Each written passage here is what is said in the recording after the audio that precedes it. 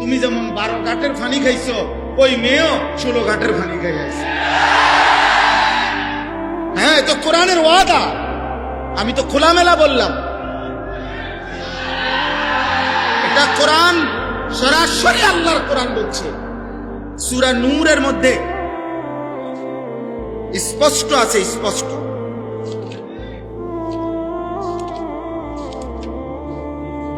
এই দেখো, শুনাই, ওয়াজ উপর ওয়াজ অন্যরা করবে। এই যে দেখো, আয-যানি লা ইয়ানকিহু ইল্লা যানিয়াতান আও মুশরিকা, কোরআন শরীফের আয়াত। আল্লাহ বলেন, ব্যভিচারী পুরুষ যাকে বিবাহ করবে সে কেমন নারী হবে?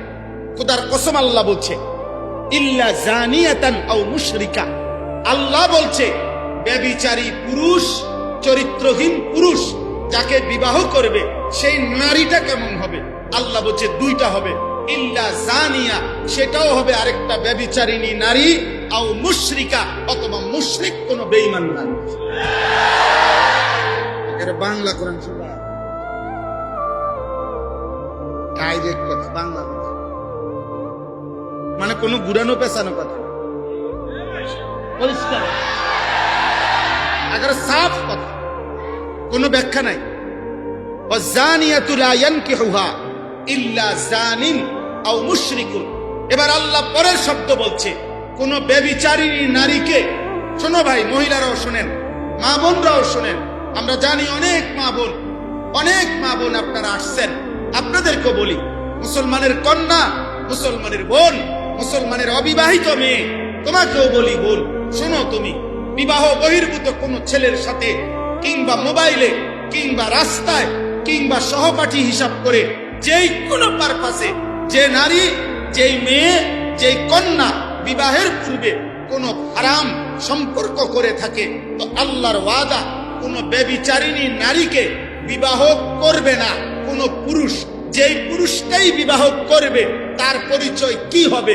আল্লাহ বলেন, ইল্লা জানিন আও মুশরিকা, নিশ্চিত ওইটা কোন ব্যভিচারী পুরুষ হবে অথবা বেঈমান পুরুষ হবে।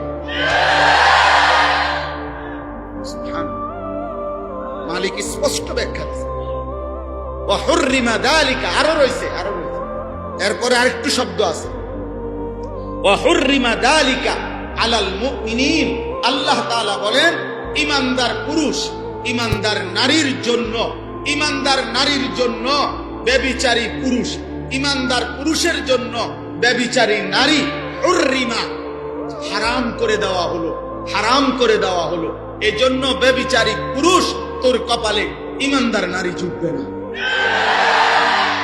এ দেখো তোমরা, আব্বা মোবাইল দেখো, উলঙ্গ নর্তকী দেখো, রাতভর জিনার দৃশ্য দেখো, ব্যভিচার দেখো, অশ্লীল উলঙ্গ ছবি দেখো, ওরে নিয়েই কল্পনা করো আর ওয়েট করো, এমন একটা অসভ্য আশা করা যায় তোমার কপালে জুটবে। ওয়েট, অপেক্ষা, দেখো।